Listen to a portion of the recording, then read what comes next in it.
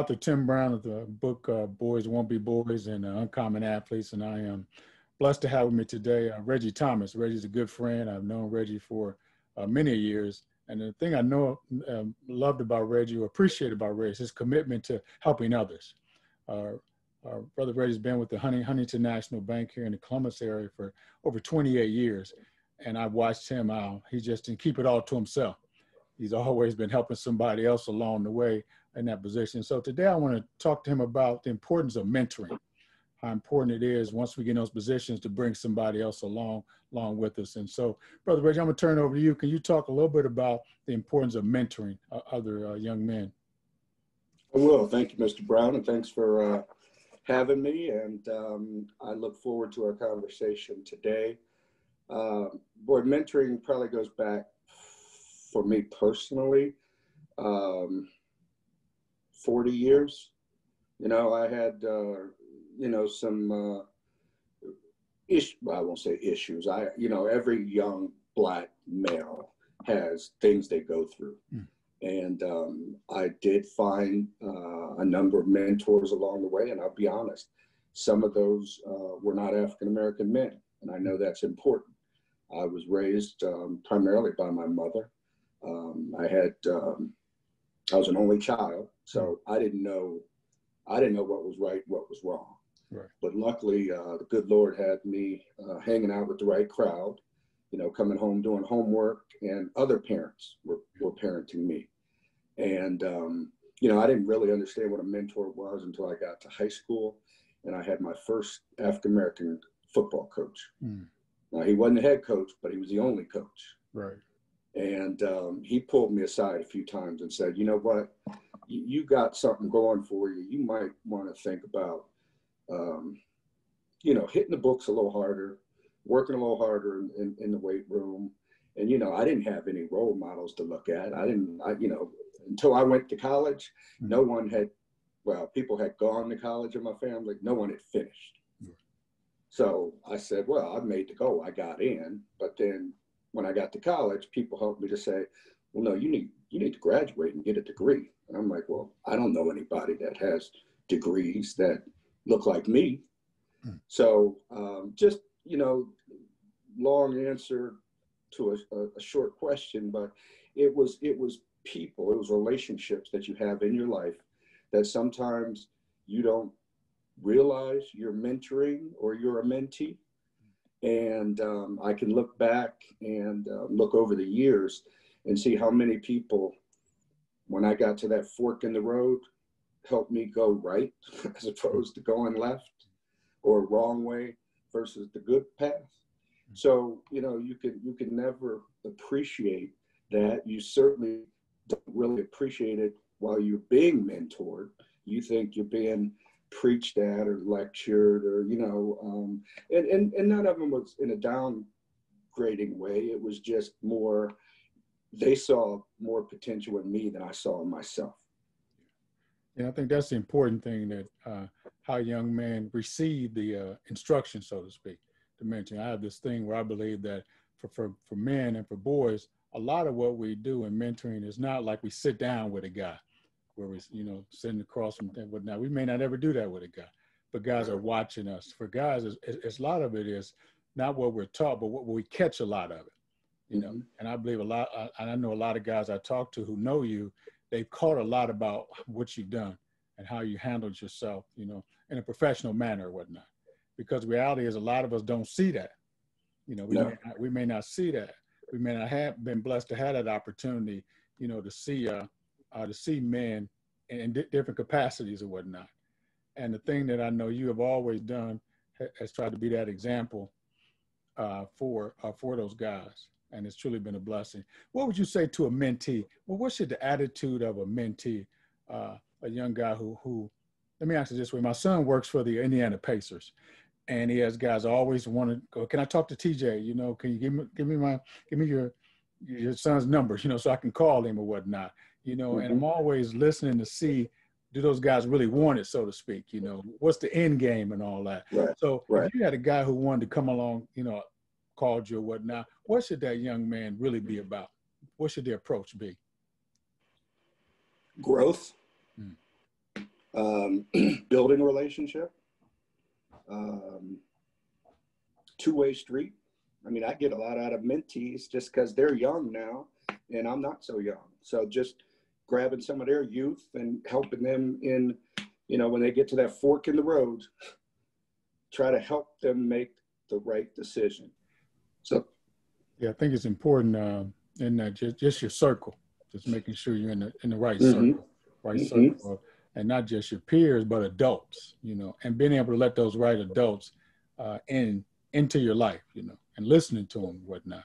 So on that side of the coin, give me a young man who you mentored that was kind of hard-headed, so to speak, at first, but this particular guy listened to you.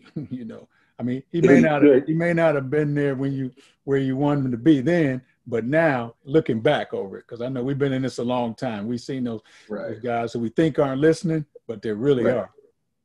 Yeah, well, I had obviously one was a family member of yours, and then I've had many along the way. There's a young man at Huntington that he was from Reynoldsburg. He was very bright. He listened. He wasn't quite comfortable being in a position as a commercial banker because it's lonely for African Americans in that world of the bank.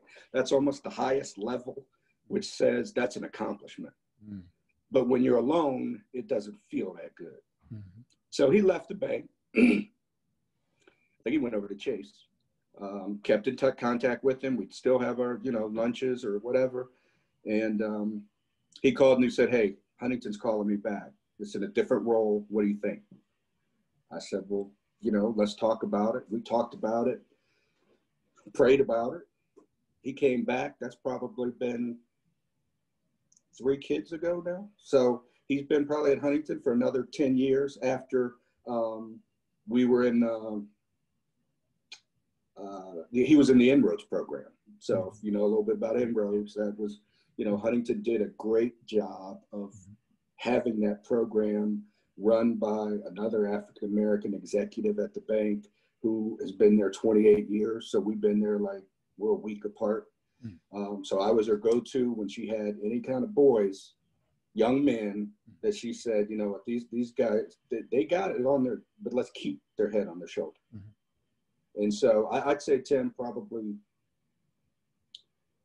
the Inroads program went away, at least with Huntington, probably 5 years ago or longer. So it might have been Chad's class that it was winding down after that.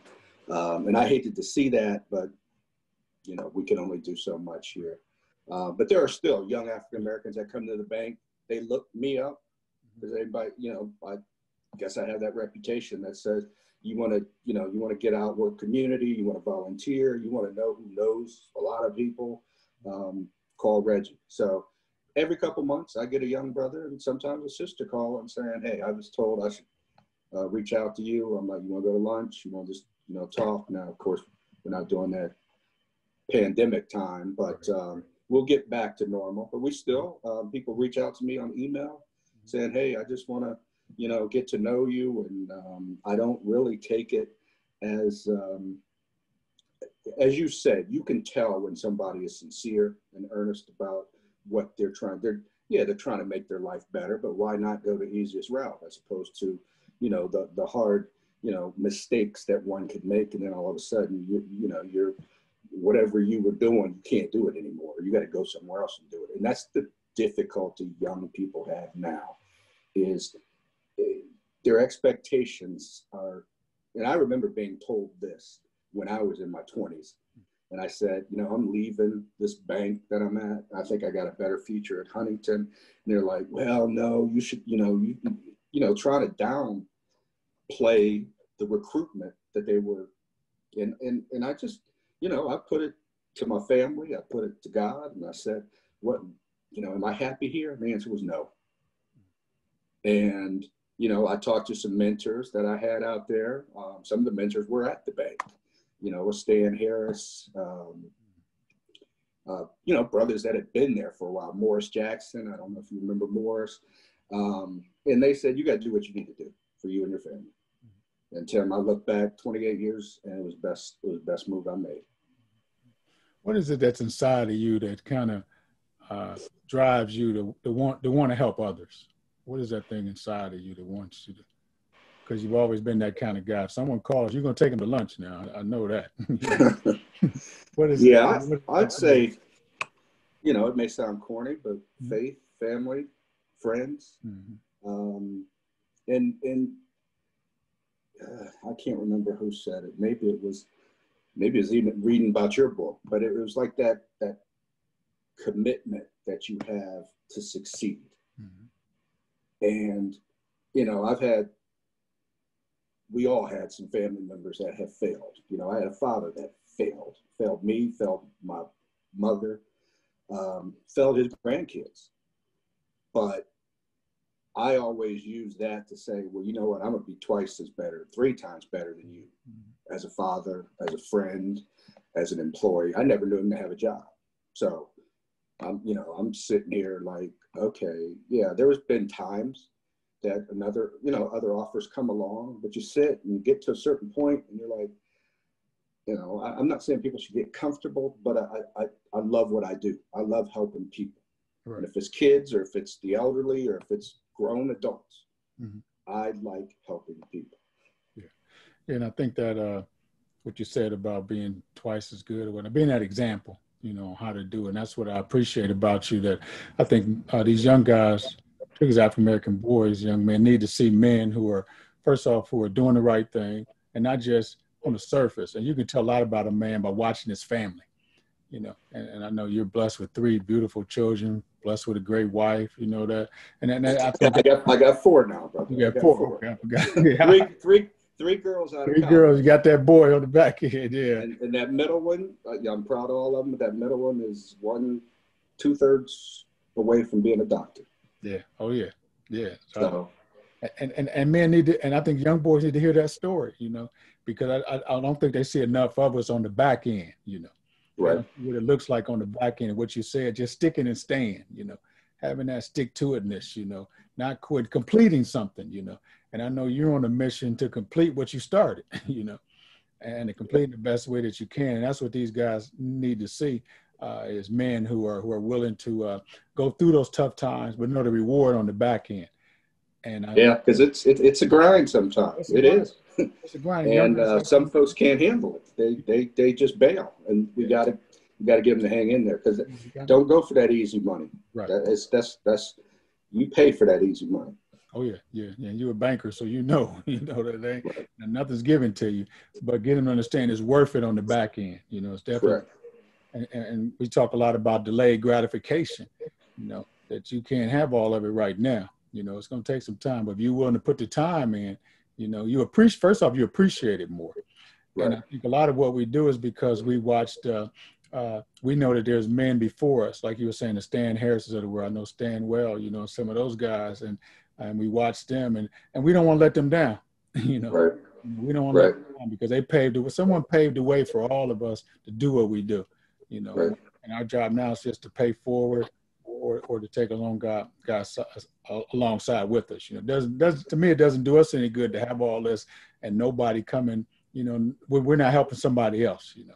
Right. At least put them in that position, those that want it. So if you were a man, what would you say to a man who wants to be a mentor? What would you tell that man? Take it serious. It's almost like having children. And, you know, we as some Black men don't even take that serious. So, you know, you've got, you know, find the right mentor. I guess I'm talking in respect to the mentees, but look at it as a partnership, and, you know, put work into it. You know, if we don't put work into anything, do we get better? You know, LeBron James, he's working, right? He working, and he working in his 14th year and 30-something years old. He working. So why can't we do that with relationships at home, with work, and with your mentor? Just work. I know a couple guys that have gone on to bigger and better things, and they weren't like me when I started. It wasn't like, oh, let me go look up the presidents at the bank and see whose brain I can pick and how I can network, you know. But that's kind of how they're doing it now. Mm-hmm. And I think a lot of these executives realize that to hang on to these African American males or females, but males, they got to work a little bit too. So I had probably one of the best mentors I've ever had was commercial real estate. His name was Bill Randolph. He worked at a number of banks, but he was white. And he moved up to Toledo. He still kept in contact with me. He moved back. We stayed in contact with each other. And he helped me through some slippery times at Huntington when he was here and when he wasn't here. Mm-hmm. And we didn't see black, white. Right. I just saw a person that I could trust, that had my back, and would do anything to help me whenever I asked, and still would if I called him right now. Yeah, those are those guys. Those people, God has a way of placing those people in your life at the right time, you know, at the right, kind of when the student is ready, the teacher shows up, you know, and that's how it works. That's how it works. I've watched you in different circles, you know, it doesn't matter what circle you're in, you know, if you're at a Ohio State game in a Huntington suite, or if you're just out at a bank or just in the neighborhood, you know, you've always been there. Whatever you can, your word's always been, what can I do to help? I mean, that's always been you, you know, and I believe God has honored you for that as well. He'll continue to honor you for that, you know, having that heart of service. You've always had a servant's heart, and I know that from you. So I appreciate this rich conversation. I just want to encourage you and your family, you know, to continue to be blessed and continue doing what you do, because you are a great asset to our Central Ohio community.